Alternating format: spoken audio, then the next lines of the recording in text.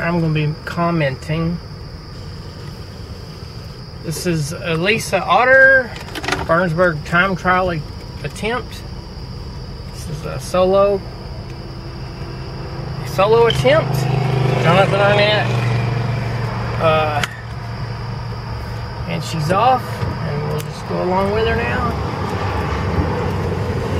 She's off to a good start. I'm gonna make sure we don't get too much wind. Let me know if you get hot.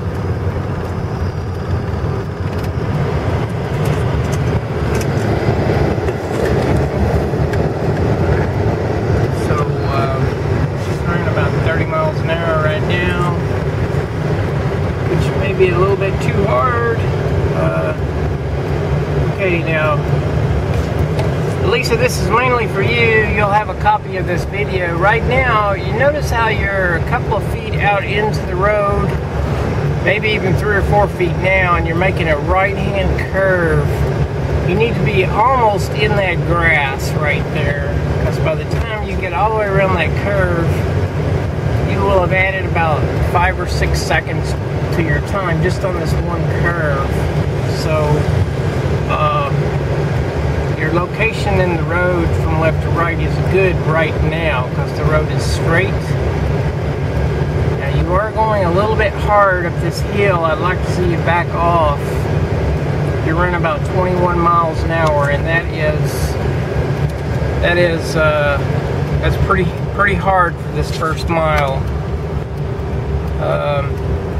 Like we talked about 80%. All right, your speed's coming down good now. That's about where you need to be, about 18, 19 miles an hour, 17 even. And again, notice how you're out in the road and you're making another right-handed turn. You need to be over against that grass.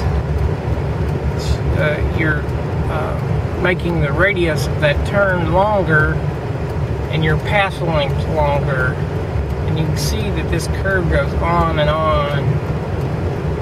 Okay.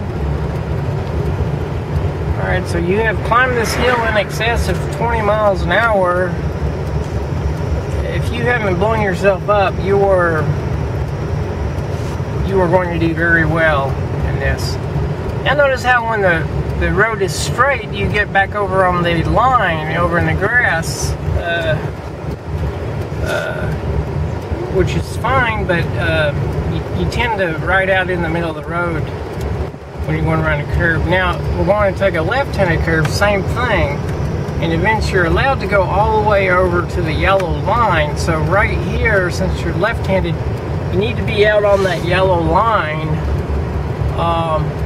and then when it straightens out, come back to the middle of the lane. Alright, so you've got the hill done with now. That's just a little tad over a mile here. If you got anything to add, you go right ahead. We've got the cameraman here. Introduce yourself. Huh? That's your name? Alright. Now you should be able to look ahead of you and see that the road is curving off to the left. Right now, I would be slowly taking a position over on the yellow line, you know, to cut path lengths. And actually, you're doing kind of the opposite. You're on the furthest side of the road. Now, there you go. You're all right. Now, you got a good cadence. It looks about like 90 to 100 there. Now you're running about 30 miles an hour. These speeds I'm seeing out of you, if you can maintain this this pace, you're set for 20 minutes. Now look how far out in the road you are now, and you're making a right-handed turn. Just right over on that grass, as close as you can get on those right-handed turns. Left-handed turns again, you know, over on the yellow center line. The road is straight. I'd just be right down the middle of the road, the driving lane, right in the middle of the driving lane. Right, you're seated you're at 30 miles an hour and you're seated relatively high. In other words, you have a large frontal profile, and that's giving a lot of resistance. Now you see that left-handed curve, you want to be over on a yellow line. In fact, you could even violate that yellow line if it is a an open course. If you have a yellow line rule, you cannot cross that yellow line, so bear that in mind. You got good road position here. You're doing great. You're running about 35 miles an hour. I'm afraid on the way back you're going to be suffering somewhat, because I think you've really put it in here. Your profile is high. I'd like to see you get down lower, even on the drops. Now, I know that you're all very new to road biking, and that's kind of why we're doing this. Again, a left-handed turn, be right over, just riding right on that yellow line when you can, when it's safe. Of course, right then a car came, and you would have to get out of its way. But you go down a little slope. Now, there's nothing wrong with a little bit of recovery when your speeds are in excess of, say, your average speed. So let's say you wanted to average, 23 minutes is about 21 miles an hour. So let's say you're averaging 22 miles an hour and you only want to average 21. That means that you're allowed to use some of that buffer in recovery. Now you're in a big open space here. You can use things like fence posts, cars, houses, anything that might block some of the wind off of you. I doubt that you're feeling much wind right now because we do have a tailwind. Again, I'll be looking to the future here. We're looking at a long right-handed turn coming up. So I noticed you're kind of pulling out in the, there you go, you're moving over. Yeah, you need to be all the way over, just inches from the edge of the road, and see how you're doing the opposite, which is okay. You don't know, so that's why we're doing the video. You get over to the edge of that road, all said and done, that's going to cost you, length. It's going to cost you distance. By the time you add up all this extra path, you're talking, I don't know, you could be talking 30 seconds to a minute. See, now that it's straight, you've gone over to the edge, so try not to be so afraid of the turns. Again, looking ahead, you can see the left-handed turn, so between here and there, just slowly diagonal yourself to the middle line and make the straightest possible path that you can. Okay, you're coming up, let's see, you've just gone over 3 miles. You're in the last mile before you turn now. Now right now you're climbing and you're turning a left curve. So being on that yellow line right now at this point is critical. You're losing a lot of time right there. Like I said, I'm not complaining. I'm just pointing these things out so you know. Now right here, you wouldn't know this because it's your first time. Right here is a great time to grab some recovery. Just crank it up. You're at 25 right now, 30.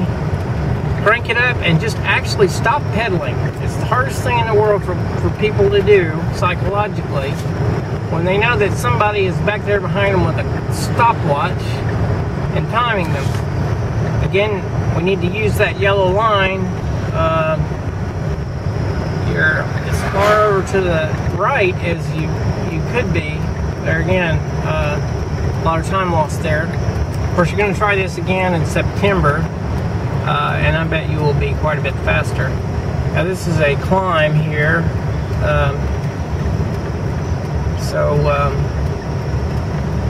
going to, oh, you're really busting it. You're really busting it. You're climbing this at 20 miles an hour. At least you're on track to go sub 20 if you can hold up your pace on the way back.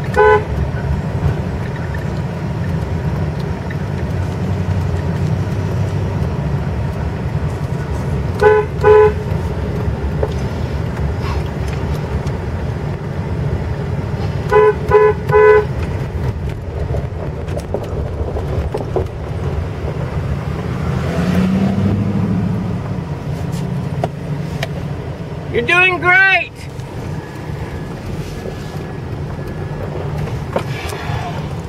Okay, she made a good turn.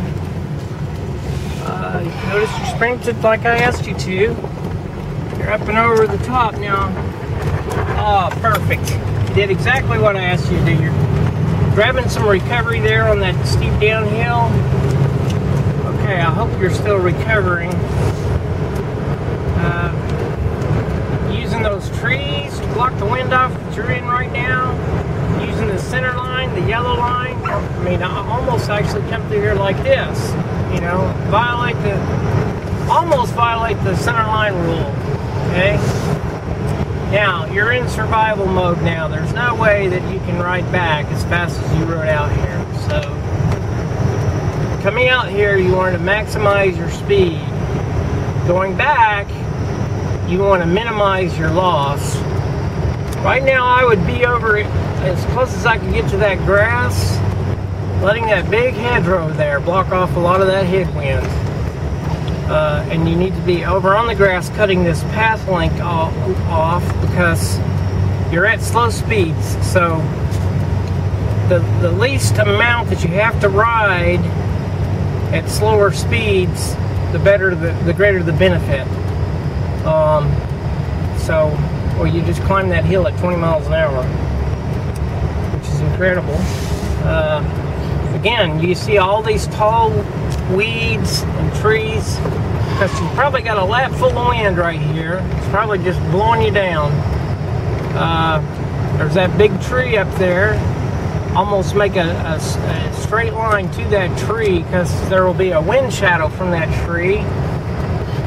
Up there in that shade, you know, there's the wooded line along the road. That's going to block a lot of the wind off. You know, you just kind of gravitate to those places where you can find shelter from the air currents. Again, I'd be over on the yellow line at this point, just shorten the links, shorten the pass length or the actual distance you have to go. I'd still be over on the yellow line at this point where you're at. I'd still be on that yellow line, and then, you know, when it straightens out, then right along in here, you can ease back to the center of the driving line, just right there, right where it was perfect. Now, I like the way you moved over there to that bank and those trees. So it's going to cut some of the airflow off to you. Now, you're in a flat, straight line. You're clipping this off at about 22 miles an hour.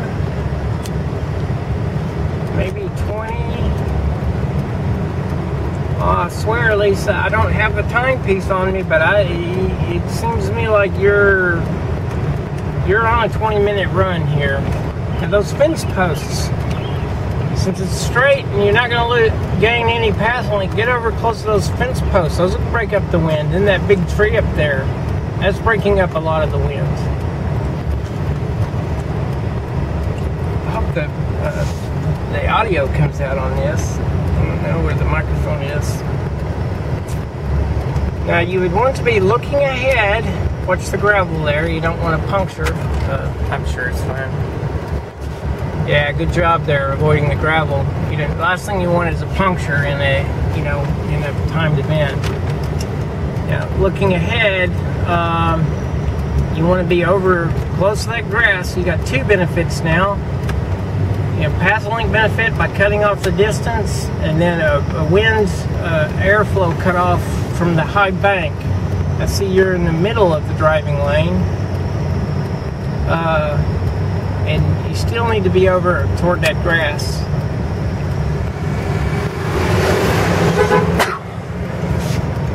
Okay, good job. Got a little bit of a reprieve here. Your speed is at about 19 miles an hour right now. I know you're suffering.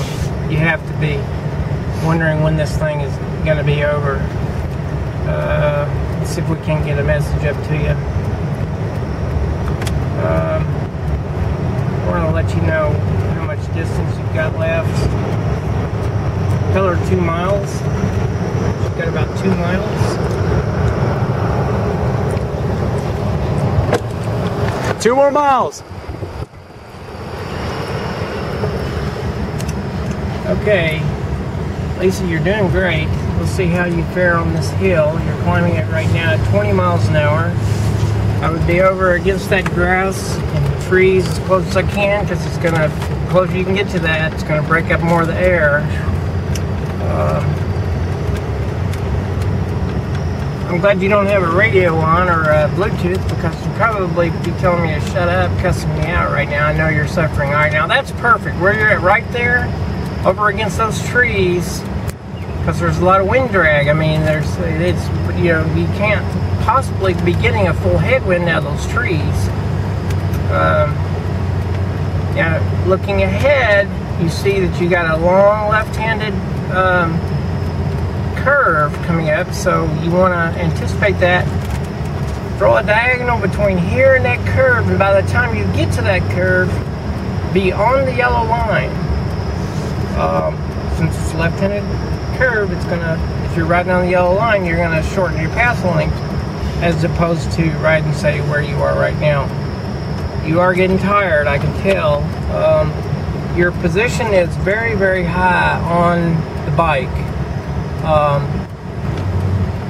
You're almost, well, you're almost straight up and down. Now the optimum position, see, now you need to be over on the left, over to the left on the yellow line right here, because your speeds are less than 20, and that's when you want to cut the, that's when it's most important to cut the path off. All right, that's it. That's the last hill. You're going to hit some winds. Give her a message that that's the last hill. It's flatter down from here.